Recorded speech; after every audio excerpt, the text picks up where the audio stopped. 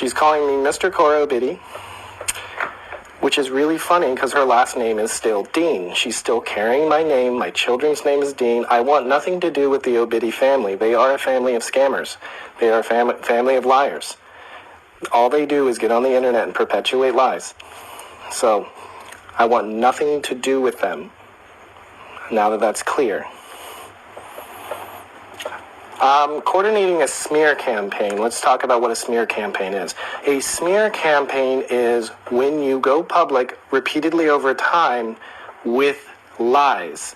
In order for something to be a smear campaign, it has to be untrue. If it is true, which I can prove in every single statement I've made, I can prove by either text messages, voice notes that I've recorded, which I will not record online because it's illegal. I will not play online because it's illegal, or witnesses. What the story I'm about to tell you has witnesses that will be willing to testify in court if we ever need to go that route. But what I want is to move on and stop having her name come out of my name come out of her mouth and stop the harassment. So it's not people are harassing me, and I'm just telling the truth of what I endured, and that's it. This is me reclaiming my life. When you're in a relationship with a toxic or narcissistic person, they want to control you. They want to control you emotionally, physically, financially, and spiritually. Even after you get it, even after you leave, they still want to control you in every conceivable way. This series has been very therapeutic for me because it is reestablishing my own control of my life rather than it being controlled by her and what she says. So let's get started. In 2020, it was during COVID lockdown. This is when she claimed that I was locking her in the house, but it was actually a COVID lockdown. And I encouraged her to get off social media for 10 days or 2 weeks to do something else, because she was too consumed by spending 18 hours a day scrolling. And I thought it would be good for her mental health if she got outside and went for a walk, worked on other projects, rather than just scrolling other people's content as market research. And after about 10 days, without revealing anything medical, let's just say she had a mental crisis. And she broke down and told me that she had cheated on me. Okay?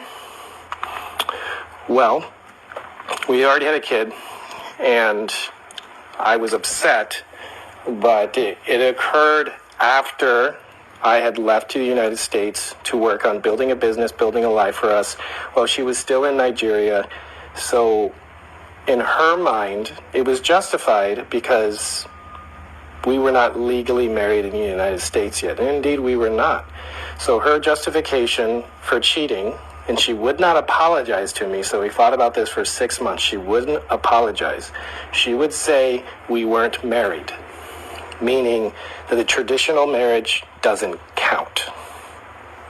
And also, she would say it's not cheating if you use a condom. This is what I was told for 6 months.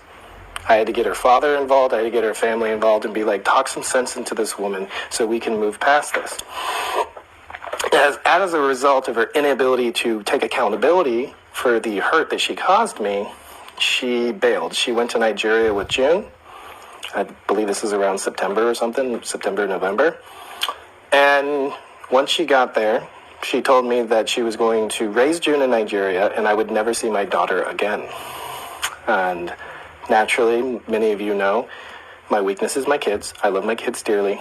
And I'm doing this so that I can be the best version of myself for my kids. Because if somebody's trying to destroy their life, I expect them to stand up for themselves. And I also expect them, if they start to get into a toxic relationship, that they leave. So, which I did not do. That was my mistake. So anyway, so she's in Nigeria, hanging out with the guy that she cheated on me with, making videos with the guy that she cheated on me with, and just to emotionally upset me. So I didn't know what to do, so I went on a vacation. I went to Brazil and I went to Costa Rica to clear my head. And I was, at this point, her words were, "We are divorced now." I'm not coming back to America. So she's in Nigeria telling me I'm never going to see my daughter again. And I'm like trying to think about what to do. So I came to the conclusion I had to go to Nigeria to get my daughter. So my intention was to go to Nigeria and get my daughter and not get back with her. Well, the family formed an intervention, and her father, who I respected quite a lot at that time, which I no longer have any respect for whatsoever, begged me, got on his knees and cried, and begged me to forgive her. And then she did apologize. And I was so torn, but my desire was to keep the family intact. So I got back with her at this time, and everything was looking good, and we were hanging out, and we were back to our old selves. You know, this is the toxic spiral. It's like extreme highs by extreme lows. Okay? So then one night, and this is probably the most traumatic experience of my life so far, including I've had a few near-death experiences, not traumatic. This is the most traumatic experience of my life, that a person could be so out of tune with, or I don't know if it was meant to hurt me, or she just doesn't understand her actions and how they hurt people. But we were going out to the club one night, and the club was named Moist. It's in Lagos, Nigeria. And I'm hanging out there with some of my friends, because I do have many Nigerian friends, and her. And two of my friends overheard her. Well, first, let's back up. This white guy comes up and shakes my hand and gives me a hug. And I was like, who's this guy? He was the owner of the club. His name is Joe. And he comes up and embraces me like a brother, right? And I'm like, okay, this is weird. And then she told me, that's Joe. And I was like, what? And then she proceeded to tell me that when they were together, she came up with the name of the club, Moist, because she has a moist vagina.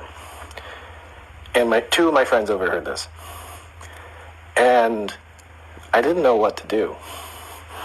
You would have thought that I would have got angry, made a scene. I shut down. I just shut down and sat on the couch in complete disbelief that someone could be so disrespectful and have so much lack of respect that she could bring me to a club named after her genitalia while married to me and brag about it.